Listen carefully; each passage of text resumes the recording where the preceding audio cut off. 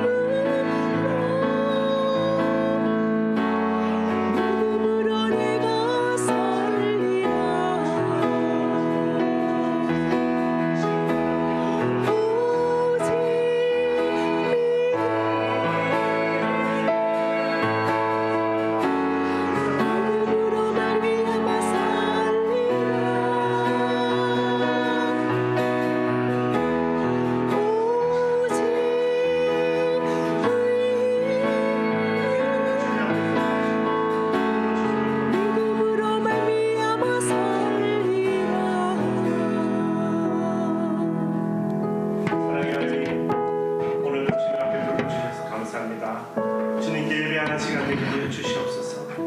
사랑의 하나님, 오늘 이 시간 귀한 시간 주님을 찬양하게 하여 주시옵소서.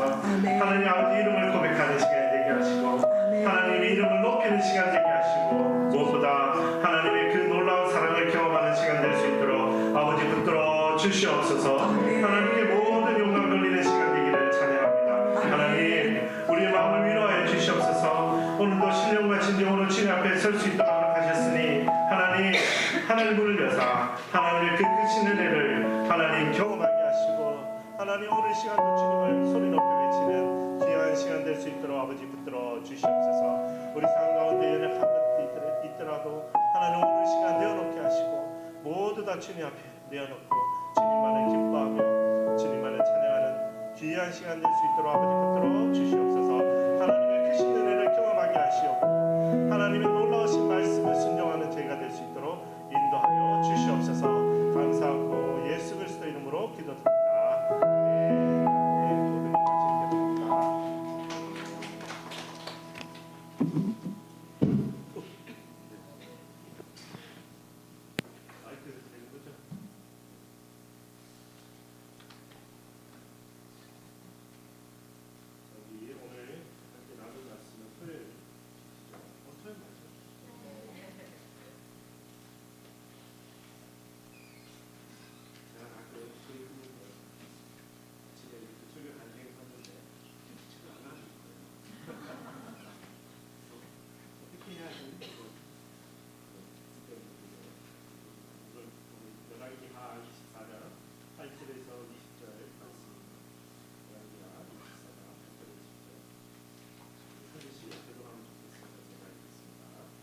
여호야긴은 18세의 왕이 돼 예루살렘에서 3개월 동안 다스렸습니다. 그의 어머니의 이름은 느부스다로 예루살렘 올라가는 딸입니다. 여호야긴은 자기 조상들이 그랬던 것처럼 여호와 보시기에 악을 저질렀습니다. 그때 바벨론 왕 느부갓네살의 군대가 예루살렘으로 진격해 성을 포위했습니다.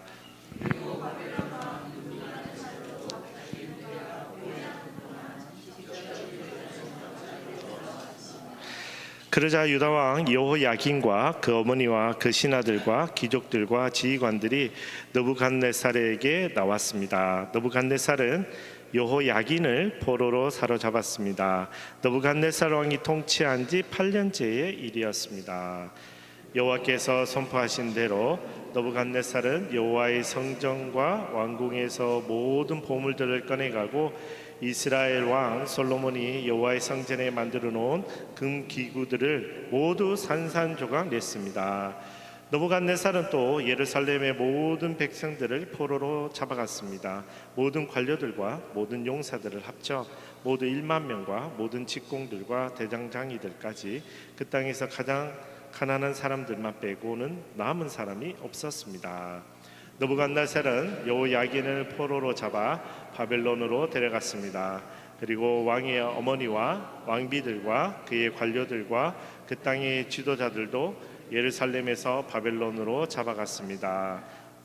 바벨론 왕은 또한 전쟁에 준비된 강한 용사 7,000명과 직공과 대장장이 1,000명을 바벨론으로 잡아갔습니다. 느부갓네살은 여호야긴의 삼촌이 마따디아를 여호야긴 대신에 왕으로 세우고 이름을 시드기야로 바꾸었습니다. 시드기야는 21세의 왕이 돼 예루살렘에서 11년 동안 다스렸습니다. 그의 어머니의 이름은 하무달로서 림나 예레미야의 딸입니다.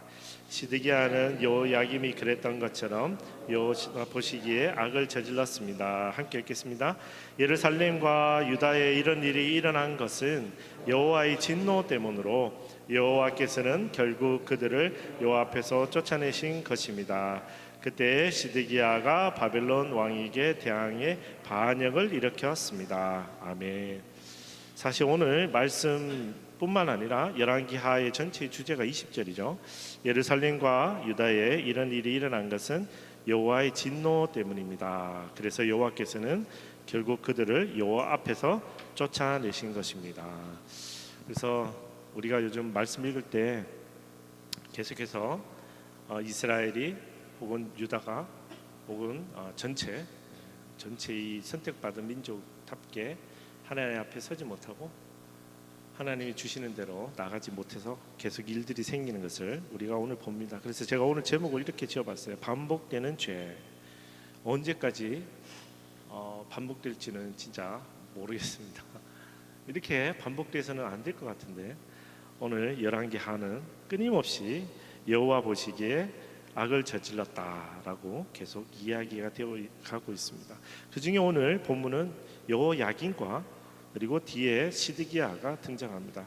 여러분 여호야긴, 시드기야 또 어제 보셨지만 여호아하스 그죠?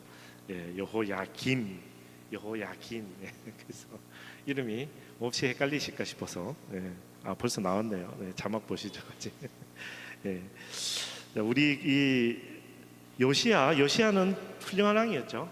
그죠? 요시야는 오죽하면 하나님께서 이보다 더 좋은 왕이 없었다. 그래서 지난 15일 큐티에 보면 요시야 왕 이전에도 이후에도 요시야가 한 것 같이 모세의 모든 율법에 따라 온 마음과 온 정신과 온 힘으로 여호와를 향한 왕은 없었습니다. 라고 성경이 적었습니다. 그만큼 요시야는 하나님께 열심을 다했고 그 열심이 겉으로 드러나는 열심뿐만 아니라 아마 분명히 마음속에 있었던 것 같습니다.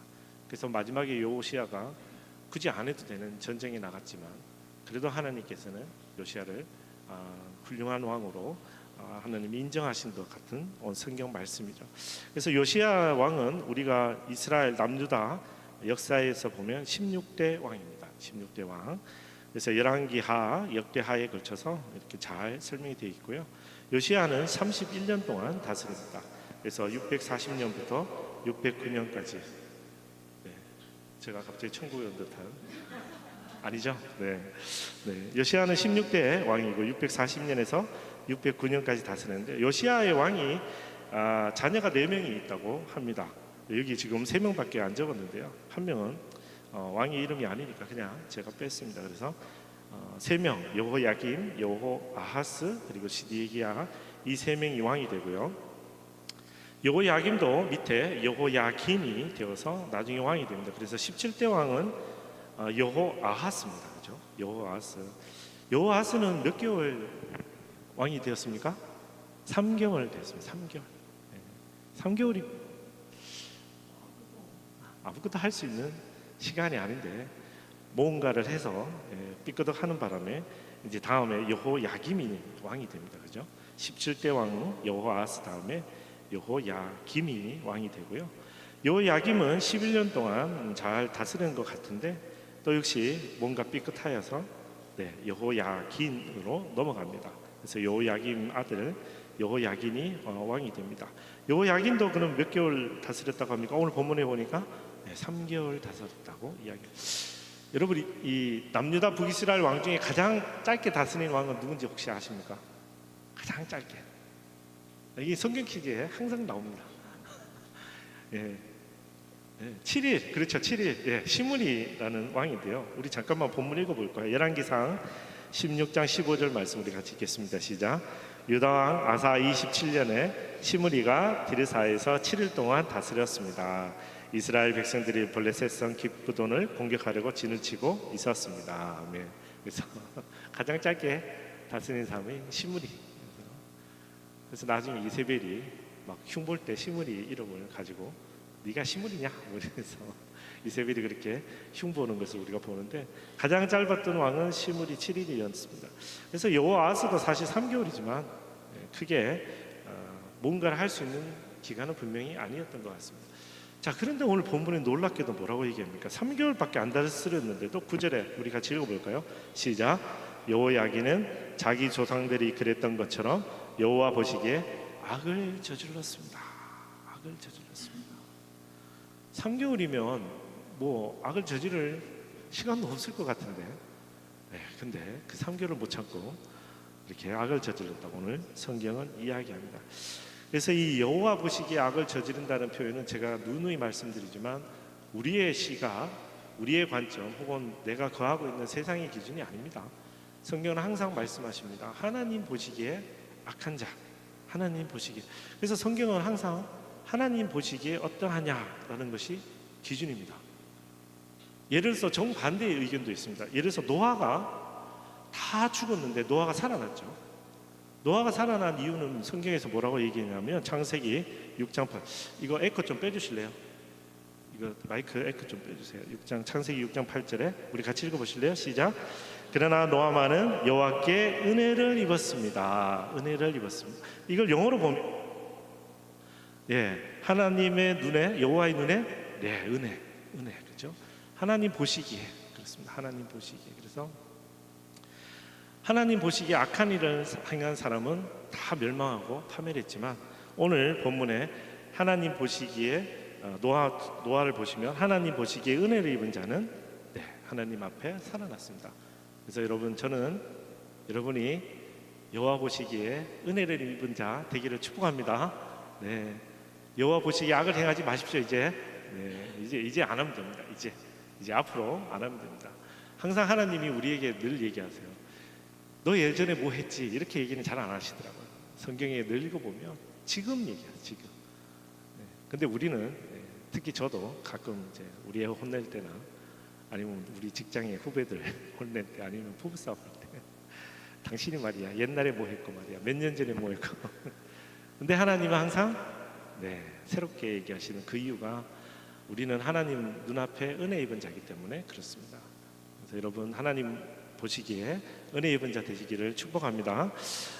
그래서 오늘 여호야긴은 이 짧은 기간에도 여호와 보시기에 악을 저질렀다고 했습니다. 자, 그래서 이 여호야긴의 이야기가 10절부터 17절까지 이어지죠. 자, 그럼 우리 17절에 보면 새로운 왕도 아닙니다. 그죠? 이미 한번 쳐들어와서 남유다를 힘들게 했던 바벨론에서 다시 진격해 성을 포위합니다. 왜 다시 왔겠습니까? 말을 안 들으니까. 그래서 바벨론 왕에게 말을 잘 들을 줄 알고 물러갔더니 말을 안 들어서 다시 포위해서 오고 이번에는 느부갓네살 왕이 직접 예루살렘까지 올라왔다고 합니다. 이거는 그 바벨론 왕, 이 느부갓네살 왕의 기록이 담긴 이런 비석이나 비문이 있습니다. 그 비문에 보면 느부갓네살이 군대를 이끌고 이 유다, 이 팔레스타인 쪽으로 왔었다라는 기록이 남아 있더라고요. 고고학적 발견으로도 사실적으로 온 것 같습니다. 보통 왕이 올 필요가 없는데 굳이 온 것 같아요. 왜 왔겠습니까? 그만큼 중요한 요충지였기 때문에 왕이 직접 왔던 것 같습니다. 이 직접적인 비유는 사실 아니지만 우리 300이라는 영화가 있습니다. 보신 분들도 우리 젊은 친구들은 많이 보셨던데 300이라는 영화에 보면 왕이 직접 나중에 옵니다. 왜냐하면 그만큼 이 전쟁이 중요하다는 것을 같은 자기 군사들에게 강조하기 위해서 보통 왕이 오는 거죠. 안 그러면 올 필요 뭐 있습니까? 그죠? 군대도 많은데 다 보내서 다이처럼 어디 보내고 저렇게 보내고 하면 되지만 찾아왔다는 것은 그만큼 이 예루살렘 그리고 여기 유다에 있는 이스라엘 백성들이 이 바빌론 보기에도 굉장히 중요한 고고학적, 정치학적 뭐 여러 가지 이유가 있겠지만 저는 조금 생각이 달랐어요. 이 사람들이 이 작은 민족, 이 조그만 이스라엘 민족, 이 예루살렘 성을 함락을 못해서 끊임없이 찾아오죠. 근데 이거는 두 가지 이유가 있다고 합니다. 하나는 뭐냐면 하나님이 보내셨다라는 성경에 이야기가 있고, 또 하나는 그만큼 이 사람들이 여호와 하나님을 두려워했다라고 볼 수도 있습니다. 왜냐하면 바벨론 왕도 아시리아 왕도 보면은 특히 아시리아 왕 같은 경우는 여러분 잘 보셨지만 18만 5천 명이 기도 한 번 해서 아무것도 싸움이 없이 물러가는 것을 우리가 보게 되잖아요. 그런 식으로 계속해서 뭔가 그들이 알지 못하는 신, 그들은 여호와를 알지 못하겠지만 그들이 알지 못하는 신, 이스라엘 민족이 섬기는 신 때문에 계속해서 이 작은 나라가 경쟁에서 이겨내고 전쟁에서 이겨내고 하는 것이 아마 굉장히 눈에 거슬렸던 것 같아요. 자, 그래서 오늘 보면 정치적으로 굳이 않아도 되지만 바벨론 왕이 찾아와 올라왔습니다 라고 이야기합니다. 자, 그러자 유다 왕 여호야긴과 그 어머니와 그 신하들과 귀족들과 지휘관들이 느부갓네살에게 나왔습니다. 자, 12절 말씀은 그냥 나왔다는 뜻이 아니라 항복했다는 뜻입니다. 실은 우리 1차 포로는 언제 있었습니까? 어제 여러분 큐티 하시는 분들은 다 기억하시겠지만 어제 24장 1절 여호야김이 다스리는 동안에 바벨론 왕 느부갓네살에 침입해 왔습니다. 이게 우리가 흔히 얘기하는 1차 포로입니다. 1차 포로. 그래서 바벨론이 침입해서 많은 사람들을 데려간 약 BC 605년 정도로 우리가 알려져 있습니다. 오늘은 2차 포로입니다. 그래서 12절 유다왕 여호야긴과 그 어머니와 그 신하들과 귀족들과 모든 사람들이 느부갓네살에게 항복하는 거죠. 그래서 어떻게 합니까? 느부갓네살은 여호야긴을 포로로 사로잡았습니다. 이때가 느부갓네살이 통치한 지 8년 정도 된 일이라고 이야기합니다. 자, 그랬더니 13절, 우리 13절 가서 보시면 여호와께서 선포하신 대로 느부갓네살은 여호와의 성전과 왕궁에서 모든 보물들을 꺼내가고 이스라엘 왕 솔로몬이 여호와의 성전에 만들어 놓은 금 기구들을 모두 산산조각냈습니다. 14절 포로로 잡아갔습니다. 그리고 모든 1만 명 가까이 잡아갔습니다. 15절 또 반복해서 포로로 잡아갔습니다. 그리고 또 왕의 어머니를 바벨론으로 잡아갔습니다. 16절 바벨론으로 잡아갔습니다. 그래서 계속해서 13절부터 포로로 잡아갔다라고 이야기하는데, 자, 이 본문은 우리가 열왕기하 20장 16절에서 19절 같이 한번 읽어볼까 합니다. 열왕기하 20장 16절에서 19절 우리 같이 읽겠습니다. 시작. 그러자 이사야가 히스기야에게 말했습니다. 여호와의 말씀을 들으십시오. 보아라, 내 왕궁에 있는 모든 것과 내 조상들이 오늘날까지 쌓아준 것들을 바빌론에 빼앗겨 아무것도 남지 않을 날이 반드시 올 것이다. 여호와께서 말씀하신다. 또한 내가 낳을 내 혈육 곧 내 자손들 가운데 일부는 끌려가 바벨론 왕의 궁전에서 내시가 될 것이다. 아멘. 18절까지. 그래서 하나님께서 이미 말씀하셨죠. 요시야 왕 이후에 자녀의 세대에서 대가 끊어지고 그리고 더 이상 내가 세운 이 나라가 이곳에 있지 않을 것을 예언하셨습니다. 그 예언의 말씀이 이루어졌다는 것이 오늘 13절부터 16절까지 계속해서 성경에서 반복하고 계속 반복. 그래서 하나님이 이렇게 하셨습니다. 하나님이 저렇게 하셨습니다. 하나님이 말씀하셨습니다. 특별히 여기 14절에 가장 가난한 사람들이라 그런 뜻은 우리가 한국어로 번역할 때 가장 가난한 사람들이라고 되어 있습니다. 실은 이렇게 사회적으로 가진 것들이 없는 사람들, 가장 낮은 계층의 사람들. 여러분, 하나님의 나라지만 예루살렘에도 인간이 통치하다 보니까 계층이 있었습니다. 탄압도 있었고 다 있었다고 보시면 됩니다. 그래서 그 남아있던 우리 흔히 얘기하는 이제 인도에서 말하는 제일 낮은 계층이겠죠. 요즘은 없습니다만 그런 사람들이 남겨놓고 나머지는 다 데려간 거죠. 참고로 여러분 혹시 기억나시는지 모르겠지만 우리 다니엘은 언제 끌려갔습니까? 다니엘은 어제 끌려갔습니다. 그래서 어제 끌려간 첫 번째 포로에 끌려간. 그래서 이게 와서 바빌론에서 와서 가장 유력한 사람들 먼저 데려가고 끌고 가고 그리고 왕을 바꿨죠. 근데 또 말 안 들으니까 어떡합니까? 또 모든 엘리트들을 또 두 번째 다 끌고 간 거. 그래서 오늘은 두 번째 끌고 간 약 BC 597년 정도라고 우리가 알려져 있는데요. 그때 두 번째 다 데려갑니다. 그리고 성경에서는 이렇게까지 얘기합니다. 다 데려가고 남은 것은 가장 가난한 자들밖에 없었다. 그래서 이 구절도 우리가 가장 가난한 사람밖에 없었다 그러면 왠지 이렇게 소외된 것 같고 그런 느낌이 들지만, 저는 이 구절 묵상하면서 그런 생각이 들었어요. 심령이 가난한 자는 복이 있나니라는 구절이 생각이 나더라고요. 그래서 이 가난한 자들이 여기 남아서 계속해서 또 경작을 합니다. 포도원도 경작을 하고 아직 예루살렘 성전도 남아있기 때문에 그 부분들을 관리하게 되죠. 그래서 비록 사회적으로는 낮은 계층이었지만 하나님께서 모든 사람들을 다 포로로 데려가는 와중에 또 남겨두신 것도 분명히 있는 것 같습니다. 그래서 반드시 남아있는 것이 분명히 나쁜 것은 아닌 것 같습니다. 자, 이렇게 해서 13절부터 16절까지 계속해서 포로로 잡아갔다 이야기한 다음에 17절에 가면 이제 장면이 좀 바뀝니다. 느부갓네살, 우리 바벨론 왕이죠. 바벨론 왕은 여호야긴의 삼촌인 마따니아를 여호야긴 대신에 왕으로 세웠습니다. 그리고 이름을 시드기야로 바꾸었습니다. 자, 우리 다시 표를 좀 볼게요. 자, 요시야의 세 명의 아들이 있다 했습니다. 자, 첫 번째 아들은 왕이 안 됐습니다. 그죠? 셋째 아들이 여호아하스가 먼저 왕이 됩니다. 그리고 나서 여호야김이 왕이 되죠. 제가 여기 새까맣게 칠한 이유는 이해되시죠? 여호와 보시기에 악을 행했더라. 그래서 다 새까맣게 칠했습니다. 그래서 여호아하스 그랬죠? 그래서 바꿨어요. 여호야김. 여호야김 또 안 됐어요. 여호야긴도 3개월 만에 또 갈아칩니다. 자, 그리고 나서 요시야의 후손들, 여호야긴도 분명히 아마 자녀가 있었을 것 같은데, 혹은 모르겠습니다. 정확하게 성경은 기록하지는 않습니다. 그러나 어떻게 합니까? 여호야긴의 일족은 전부 다 붙잡아가고 누구를 남겨놓냐면 요시야의 아들인 시드기야를 남겨놓습니다. 그래서 시드기야를 남겨놓는데, 이 시드기야가 원래 이름이 뭐라고요? 마따니아. 마따니아. 이거는 히브리 이름입니다. 그죠? 히브리 이름. 그럼 시드기야는 바벨론 이름입니다. 다니엘의 원래 히브리 이름이 뭡니까? 죄송합니다. 다니엘의 원래 히브리 이름이 다니엘이죠. 질문이 틀렸습니다. 다니엘이 나중에 바빌론이 되어서 바빌론 이름을 받죠. 그게 벨드사살이 되죠. 벨드사살. 그래서 이름이 바뀝니다. 여러분, 이름이 바뀐다는 건 어떤 겁니까?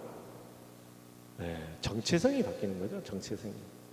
그래서 우리가 이게 만약 우리 대한민국 요즘 광복절 때 시끄럽더라고요. 우리 이게 대한민국 만약 역사서라고 생각해 봅시다. 저희 아버지가 심자, 만자, 섭자를 쓰시는데 저희 아버지 이름을 신만섭으로 안 해놓고 만섭이상 이렇게 적어놓으면 이거 어떻습니까? 기분이 굉장히 안 좋죠. 우리의 정체성이 뿌리가 흔들리는 거니까.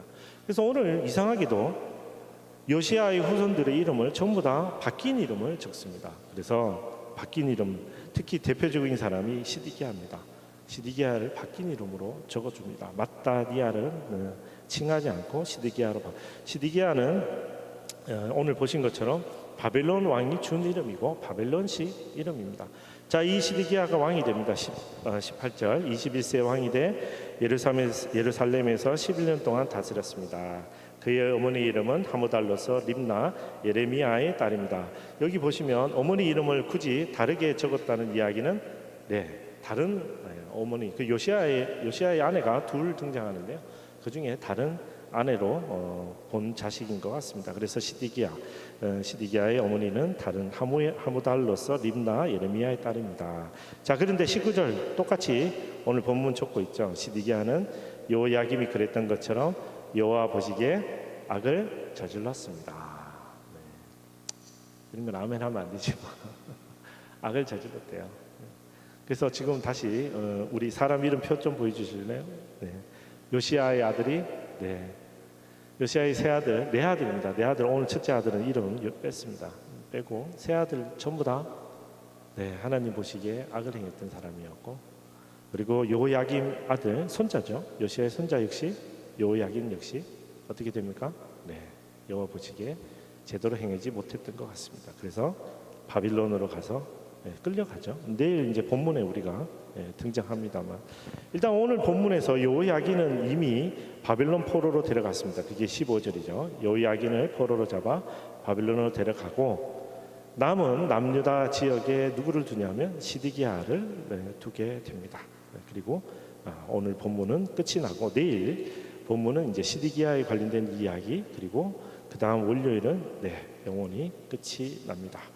자, 이렇게 모든 이야기가 끝이 나기 때문에 굉장히 마음이 무겁습니다. 저 어제 또 큐티하면서 이번 주 계속 설교 준비하면서 굉장히 마음이 무거워요. 이제 진짜 끝이 왔어요.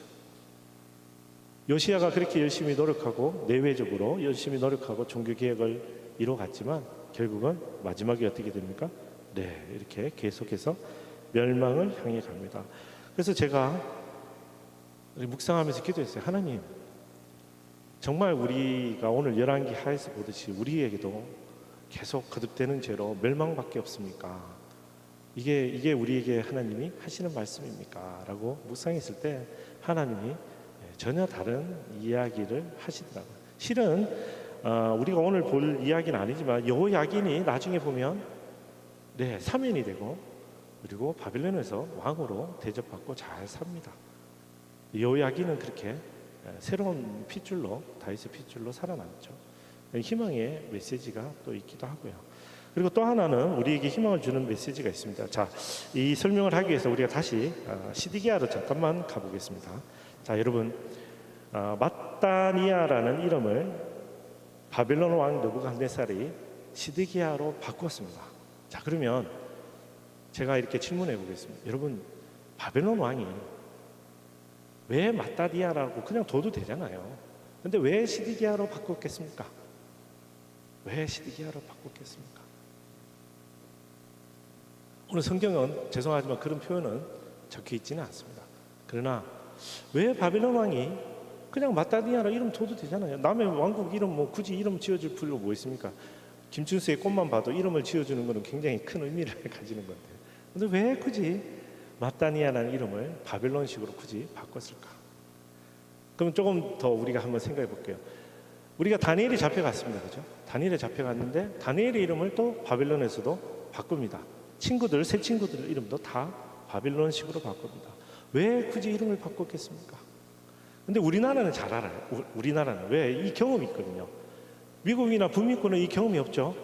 근데 우리나라는 이 경험이 있습니다. 우리나라가 일본에게 강제 합병됐을 때 일본이 어떻게 했습니까? 우리나라 사람들 이름을 다 바꿨습니다. 이게 이제 정체성의 말살인 거죠. 하나님의 백성으로서의 정체성을 말살하기 위해서 바벨론이 마따디아라는 이름을 시드기야로 굳이 바꾼 겁니다. 다니엘의 이름을 굳이 벨드사살로 바꾼 겁니다. 그 친구들의 이름도 굳이 바꾼 거죠. 그런데 성경을 읽어보면 하나님이 우리의 이름을 바꾸는 경우도 있습니다. 그러면 하나님은 우리의 이름을 왜 바꾸십니까? 우리의 정체성을 바꾸기 위해서 하나님이 우리 이름을 바꾸십니다. 자, 우리 몇 가지 예만 좀 읽어볼게요. 창세기 17장 5절 같이 읽어볼까요? 시작. 이제 더 이상 내 이름이 아브라함이라 불리지 않을 것이다. 내 이름은 아브라함이라 불릴 것이다. 내가 너를 많은 나라들의 조상으로 삼았기 때문이다. 아멘. 이게 굉장히 유명한 장면이죠. 하나님이 아브람이라는 한 남자를 하나님이 부르셨습니다. 그리고 언약도 벌써 맺었습니다. 그러나 이제 새롭게 이름을 바꾸며 어떻게 하십니까? 아브라함이라는 이름을 주시며 이 정체성을 바꿉니다. 또 하나 우리가 주목할 사례가 있습니다. 창세기 35장 10절 시작. 하나님께서 야곱에게 말씀하셨습니다. 내 이름은 야곱이었으나 이제 더 이상 야곱이라 불리지 않을 것이다. 이제 네 이름은 이스라엘이다. 야곱은 이스라엘이라 불리게 됐습니다. 아멘. 하나님이 아브라함과 이삭과 야곱 중에 야곱의 이름을 또 바꾸십니다. 야곱의 정체성을 하나님이 바꾸시죠. 그래서 야곱의 후손이라고 하지 않고 그 뒤에 이스라엘 민족들이 자신의 나라 이름을 이스라엘이라 쓸 만큼 정체성이 바뀌는 거죠. 그래서 우리 표를 잠깐만 볼게요. 자, 아브람이라는 이름은 존귀한 아버지라는 뜻을 갖고 있습니다. 존귀한 아버지. 이름이 좋죠. 네, 아브라함이 원래 좋은 집안에 태어났던 사람이잖아요. 그래서 좋은 이름도 존귀한 아버지라는 이름을 갖고 있었습니다. 근데 하나님이 언약을 주시고 하나님의 정체성을 부여하며 하나님이 어떻게 바꾸십니까? 많은 사람의 아버지, 열방의 아버지. 그래서 너를 통하여 모든 민족이 구원받게 하겠다. 내가 부르겠다. 라고 하나님이 아브라함의 정체성을 바꾸시면서 이름을 바꿔주십니다. 야곱은 어떻습니까? 야곱의 이름이 사실 조금 비열하죠. 네, 형의 뒤꿈치 잡았거든요. 그래서 그가 발 뒤꿈치를 잡다라는 뜻의 이름을 가지게 됩니다. 야곱. 왜 이삭이 야곱을 그렇게 지었을까? 에서도 붉은이라는 이름을 가지고 있잖아요. 네, 그래서 태어날 때 다 애들이 붉죠, 당연히. 근데 예, 그래서 이삭은 잘 이해는 안 되지만 어쨌든 하나님이 야곱을 부르시면서 야곱의 이름을 바꾸십니다. 뭘로 바꾸십니까? 이스라엘. 이스라엘 뜻이 뭐라고요? 그가 하나님과 겨루다. 하나님이 그와 겨루다. 그래서 하나님과 겨루다. 어떻게 신성모독적인 이름일 수도 있죠, 그죠? 하나님과 겨룰 수가 있습니까? 우리가 그럴 자격도 없지만 하나님은 선택한 이 야곱을 통해서 모든 민족을 크게 이루기를 원하시면서 그 이름을 바꿔 주십니다. 그래서 하나님이 이름을 바꾸신 이유가 정체성을 바꾸기 위해서 이름을 바꾸신다는 거죠. 그러면 여러분은 여러분의 이름이 바뀌었다는 것도 혹시 알고 계십니까? 여러분의 이름이 바뀌었다는 거 알고 계십니까? 여러분의 이름이 옛날과 지금이 예수 믿고 달라졌죠? 아닌 것처럼 저를 찾아오시면 굉장히 곤란합니다.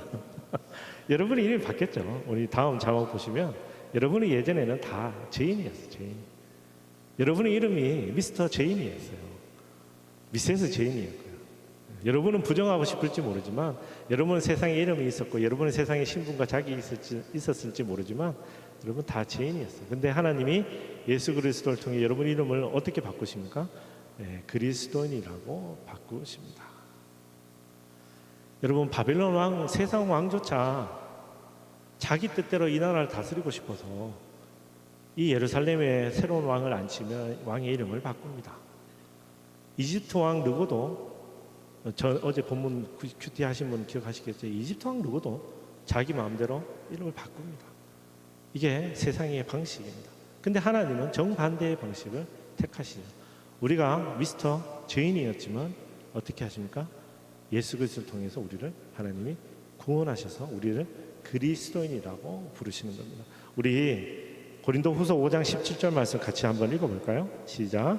그러므로 누구든지 그리스도 안에 있으면 새로운 피조물입니다. 옛것은 지나갔으니 보십시오, 새 것이 됐습니다. 아멘. 계속되는 죄악 때문에 우리 마음이 무겁습니다. 저만 그런 게 아니더라고요. 많은 분들이 저한테 얘기하시더라고요. 요즘 큐티 하시면서 마음이 어렵다고. 그렇죠? 우리가 이런 본문이 아닌 더 좋은 본문도 많은 것 같지만, 그러나 이것을 통해서 하나님 우리에게 무엇을 말씀하십니까? 네, 돌아오라고 얘기하시는 거죠. 돌아오라. 그리고 돌아가면 어떻게 된다고요? 네, 신분이 바뀐다고요. 지나갔어요. 과거는 다 지나갑니다. 이제 하나님 앞에 우리는 새 것이 되는 겁니다. 그런데 우리가 그리스도인이 되기 위해서 우리가 노력한 게 있습니까? 솔직히 우리가 믿었다고 얘기하잖아요. 우리가 구원받았다 얘기하지만 믿음도 하나님이 뭐라고 얘기하십니까? 선물이라고 이야기했습니다. 그래서 마치 바빌론 왕이 자신의 뜻대로 정체성을 바꾸는 것처럼 하나님도 우리의 정체성을 바꾸기를 원하시는 거죠. 계속되는 제약 가운데 우리는 죽을 수밖에 없는 사람이에요. 그리고 죽음이 우리를 기다리고 있죠. 마치 이스라엘이 멸망할 것처럼, 그리고 남유다가 멸망할 것처럼. 그러나 하나님은 그 멸망 이후에도 분명히 뭐가 있다고 말씀하십니다. 하나님과 다시 회복하는 것, 하나님과 다시 일어나는 것, 소망이 있고 희망이 있다고 우리에게 얘기하시는데, 그것을 하나님이 우리에게 오늘 말씀으로 뭐라고 얘기하시면, 예수 그리스도 이름으로 우리가 구원받았으니, 우리가 그리스도인이 되었으니, 보라 옛것은 지나갔으니 새 것이 됐습니다. 아멘. 여러분, 새 것이 됐습니다. 네, 이제 믿으십시오. 힘내십시오. 네, 기뻐하십시오. 이 본문을 보면서 반면교사로 삼으시면 됩니다. 아, 이렇게 이 사람들이 요시아의 내 아들들이 그죠? 끊임없이 죄악 가운데 있다가 멸망했구나. 이렇게만 끝나면 너무너무 안타까운 큐티가 되겠죠. 그게 아닙니다. 하나님 우리에게 주시고 싶은 말씀은, 봐라, 얘들이 이렇게까지 죄를 지어서 나라가 멸망했지만 나는 너에게 무엇을 허락한다? 회복을, 소망을, 그리고 다시 돌아오라고 말씀하시는. 그래서 우리의 이름을 예수 그리스도 보혈로 그리스도인으로 바꿔주신 겁니다. 여러분 믿음으로 주님 앞에 나가는 여러분 되시길 축복합니다. 여러분 믿음으로 여러분의 이름이 더 이상 죄인이 아니고 그리스도인으로 바뀌었음을 기뻐하는 여러분 되시기를 축복합니다. 네, 우리 같이 기도하겠습니다. 사랑의 하나님 감사합니다. 하나님 우리 가운데 이렇게 계속해서 죄를 짓고 계속해서 멸망해 가는 것을 볼 때 우리 마음이 어려워지고 우리 자신을 돌아볼 때 우리에게 소망이 없고 희망이 없는 것 같지만 예수 그리스도가 이 땅에 오심으로 우리에게 오히려 기뻐할 수밖에 없는 이유가 생겼음을 하나님 앞에 고백합니다. 예수 그리스도의 죽음으로 십자가로 그리고 그분의 부활로 우리가 다시 살아났음을 아버지 앞에 고백합니다. 하나님 감사합니다. 하나님 참으로 감사합니다. 하나님 우리가 거듭되는 죄악 가운데 살고 있지만 우리를 살리고자 하시는 하나님의 그 크신 사랑이 예수 그리스도의 죽음과 부활로 우리에게 드러났으니 이제 우리는 새 것이 되었음을 선포하게 하여 주시옵소서. 예수 그리스도 안에 새 것이 되었음을 선포하게 하여 주시옵소서. 우리는 이제 새로운 피조물임을 선포하는 자 되게 하여 주시옵소서. 그리하여 하나님 보시기에 선한 일을 행한 자 되게 하시고 노아처럼 하나님의 은혜를 입는 자 되게 하시고 하나님 뜻 가운데 걸어가는 자 되게 하여 주시옵소서. 이렇게 성경 본문을 읽고 말씀을 묵상할 때마다 오히려 하나님께 감사하는 자가 되게 하시며 하나님 앞에 힘을 얻는 자가 되게 하여 주시옵소서. 하나님 오늘 본문은 아니지만 이 마지막 왕이었던 우리가 죽을 수밖에 없었다라고 생각했던 이 여호야긴도 하나님 안에서 다시 살아나고 회복이 되고 희망을 갖게 되는 본문을 하나님 우리에게 말씀하셨으니 하나님 우리 가운데 기쁨이 있도록 허락하여 주시옵소서. 하나님 한 주 동안 힘들게 세상을 살았습니다. 하나님 좌절할 때도 너무 많았고 돌이켜보면 너무 걱정과 근심 가운데 살아갑니다. 그러나 내 걱정과 근심을 뛰어넘는 하나님의 사랑이 있음을 선포하게 하여 주시옵소서. 내 고민과 내 근심을 뛰어넘는 하나님의 놀라운 계획이 있음을 선포하는 우리가 될 수 있도록 인도하여 주시옵소서. 예수 그리스도 안에서 우리는 새로운 이름을 얻은 자 되었습니다. 하나님 이 믿음으로 주님 앞에 나가는 자 되게 하여 주시옵소서. 이 믿음으로 선포하는 자 되게 하여 주시옵소서. 우리 한번 주여 부르짖고 통성으로 기도하겠습니다. 주여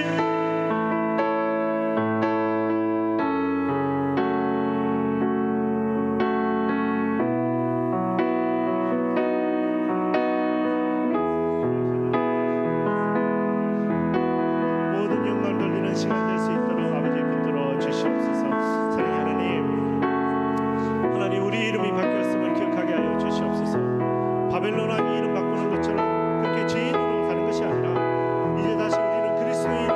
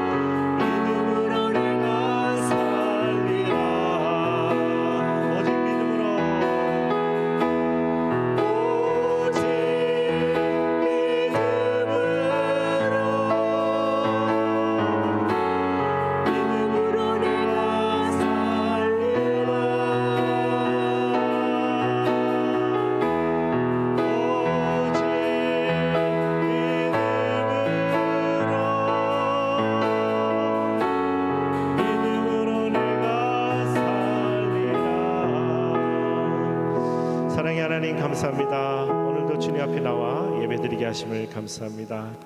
하나님, 우리에게 예수 그리스도의 보혈을 허락하셔서 하나님 다시 살아나게 하심을 감사합니다. 하나님, 세상의 것들은 우리의 정체성을 바꾸려고 합니다. 우리가 하나님께 받은 이름을 뺏어가려고 합니다. 그래서 우리가 죄악 가운데 거할 때, 죄인 옆에 빠질 때 하나님으로부터 멀어질 수밖에 없었음을 아버지 앞에 회개하고 또 회개합니다.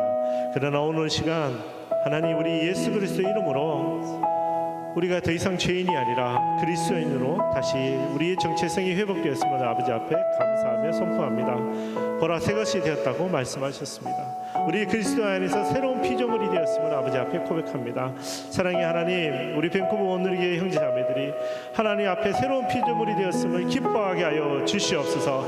이제 더 이상 과거를 바라보지 않고 예수 그리스도 안에서 새롭게 되었음을 선포하며 날마다 예수 그리스도를 믿는 믿음으로 주님 앞에 나아가게 하여 주시옵소서. 세상의 고난과 공포가 닥쳐오고 우리 성 밖으로 바벨론 왕국이, 아시리아 왕국이 우리를 에워싸고 있을지라도 하나님 말씀으로 그들을 모두 물리칠 수 있음을 우리가 믿음으로 선포하게 하여 주시옵소서. 우리 가운데 있을 수 없는 일들, 우리 가운데 이해할 수 없는 일들이 일어나도 하나님만 바라보는 우리가 될 수 있도록 인도하여 주시옵소서. 우리는 예수 그리스도 이름으로 새 것이 되었으니, 새로운 피조물이 되었으니, 이제 그리스도인으로 다시 살아났으니 하나님 믿음으로 나아가는 우리가 될 수 있도록 붙들어 주시옵소서. 믿음으로 우리의 발걸음이 걸어가게 하시고 믿음으로 주님을 손을 꼭 잡고 걸어가는 우리가 될 수 있도록 인도하여 주시옵소서. 그리하여 이스라엘의 멸망이 이것으로 끝이 아니라 다시 살아나는 것임을 우리가 기억하며 우리가 예수 그리스도 안에 소망을 가지고 날마다 걸어가는 저희가 될 수 있도록 인도하여 주시옵소서. 하나님, 지난주 임직을 통해서 하나님 많은 것을 느끼게 하셔서 감사합니다. 하나님, 우리 가운데 새로운 희망을 주셔서 감사합니다. 많은 분들이 하나님 앞에 새로운 소망을 갖게 되어서 감사합니다.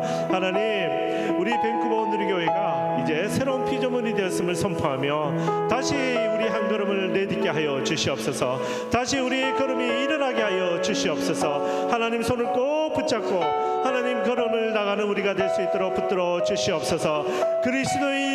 그리스도인으로 이름을 가진, 정체성을 가진 자들답게 우리 서로 사랑하게 하시고 하나님 앞에 예배하게 하시며 세상의 복음이 되게 하시며 세상의 말씀으로 전하는 자 될 수 있도록 붙들어 주시옵소서. 하나님 감사합니다. 오늘도 귀한 말씀으로 우리를 깨워주셔서 감사합니다. 하나님, 이 깨어난 말씀으로 주님 앞에 나가는 저희가 되게 하시고 주님을 찬양하는 저희가 되게 하시고 주님을 기뻐하는 저희가 될 수 있도록 인도하여 주시옵소서. 특별히 날마다 말씀으로 주님 앞에 나갈 때마다 이 말씀이 우리에게 무엇을 말씀하시는지, 하나님 이 말씀이 어떤 하나님의 사랑의 메시지인지 우리가 귀 기울이는 저희가 될 수 있도록 인도하여 주시옵소서.